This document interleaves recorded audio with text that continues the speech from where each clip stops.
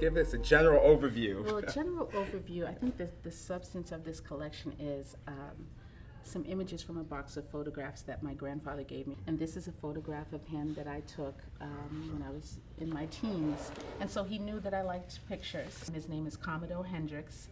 I've never met anyone else named Commodore, but he also had a brother named Rosebud and one named Hiawatha. So whoever named this crew, they were very creative as well. Wow. And how much do you know about his story and also his ancestors?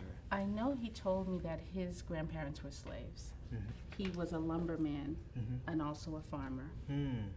But outside of his brothers, I don't know much else about his family. But he always supported me and gave me lots of love, and I'll never forget that. So when someone reads this image, what do you think they get from it, besides the American Gothic? I think when I look at it, I see love and compassion in his face. I mean, if you look at his beautiful eyes, he's got that kind of soft smile that you give to someone that you really care for. He's got his suspenders on and his hat sort of tilted back, so he had his own personal style. And then the little matchstick, which, you have to take care of those dentures and that sort of thing. I see. So this is me, I'm probably about maybe 9, visiting my grandparents in the South. At a certain point, my mother stopped coming with me, and I would go down on my own. But this is one of the times when my mom was with me, and my grandmother's dressed up, and she's just tickled pink to see me. This is my mom on her honeymoon. And I've had this picture since I was a little girl. It was in one of our family albums, and I just fell in love with this picture because she looked like a geisha to me. And so I kind of imagined that she was this geisha woman with this little kimono, even though it's not really a kimono. That's what my childhood imagination. And then the way she's framed by the lattice. I've always loved this, and I want that this was a precious image of my mother as a young woman. By the time I came along and really became aware, of course, my mother was older, and when I saw this, I felt really connected to her as a young woman. And so I created this piece from it. I titled it Remember Me. And I haven't done much to the original image except to sort of bind her in memory by using this yarn to say that I never want to let go of her, and there's an aspect of her at this age that I don't want to let go of. So this is my attempt as an artist to try to interact with the photographs without overwhelming them and really changing them, but participating in them. Well, this is her a little bit later. This is when the family went to Arkansas to visit the family after I was born. So this is before me. And this is in And Arkansas. this is the next trip to Arkansas. Yes, this is Arkansas. And this is on the train on the way down, my mother, my father, and I. And so you can see she has on her sort of 50s dress, 50s style dress, 50s hairstyle. And I think my parents were pretty stylish folks. My mother took these pictures of me. She used to take me to New York sightseeing. She took me to Radio City Music Hall to see the Rockettes, and then she took me to Chinatown and the Empire State Building. And we would get dressed up with our gloves and, our little bob hairdos, and she would take me out to see all these wonderful things. And I thought all kids did that.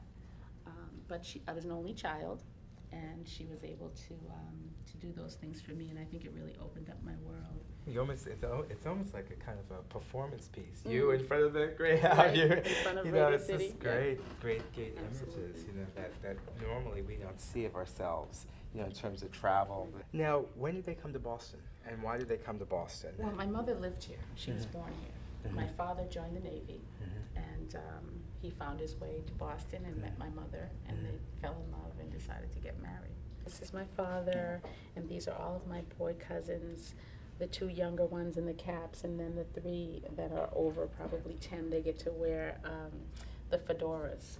And so this is my mother's family. This is your mom's family. This is an image that I really love. This is myself and my 3 girl cousins. Each of us are from a different family. None of us have sisters. So we're really close as the 4 girls in the family. And I showed you earlier all the boys in the family. So this is a picture of us at my grandmother's house, my maternal grandmother's house. We're just hanging out there Sunday after church. This picture's from the same day, and this is my father and I. And as you can see, I'm a daddy's girl. One of the things I like about this picture is we're sitting in front of this desk, which you can see a little bit of. And that's the desk that I used to play at when my grandmother babysat for me. She would let me sit there and cut things and make pictures. And it's so ironic because that's my art form today. It's collage. And so when people ask me, well, when did you start? I said, well, I started as a little girl. Well, this is a picture of my father in the casket. My father died at the age of 33. I was 8 years old. And this picture was in the box of pictures that my grandfather gave me.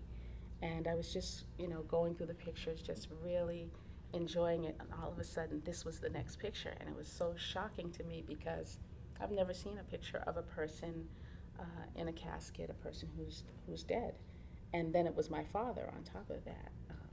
So it still became precious to me, though, because it's still a remembrance of him, even though it's of a time of sorrow in terms of losing him. It's like another part of him that I'm holding on to because I have a photograph of it.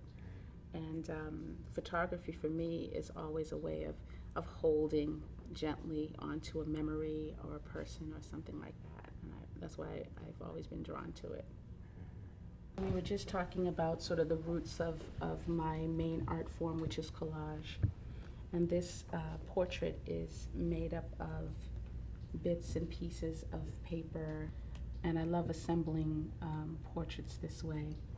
The photograph itself that I worked from, I took of a woman.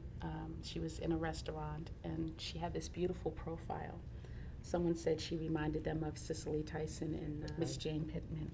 But I just thought she carried so much just by being herself and her styling, and I wanted to capture that. And then I wanted to challenge myself to interpret it in my art form of collage without taking anything away from the composition and the integrity of the photographic expression. So this is, magazine pieces and newspaper and different things. These are some of the women that were in photo booth pictures. These pictures were actually very, very small. But they had such character. Now, who would imagine that something this small, like that's less than the palm, could actually yield this kind of information? Exactly. Yeah. It's amazing.